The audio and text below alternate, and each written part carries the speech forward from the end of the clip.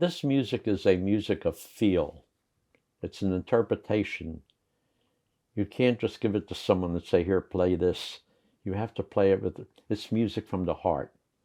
It's like a violinist, like the artificial violin sound you hear on the electric piano is never going to be able to duplicate a violinist drawing a bow across a string. It just doesn't happen. It's heartfelt music. A lot of the Yiddish theater shows were shows of tragedy. Oh my God. There was always something traumatic going on, and the audience, if you didn't walk out using a box of Kleenex, it wasn't a good show. Everybody was sitting in the audience and crying.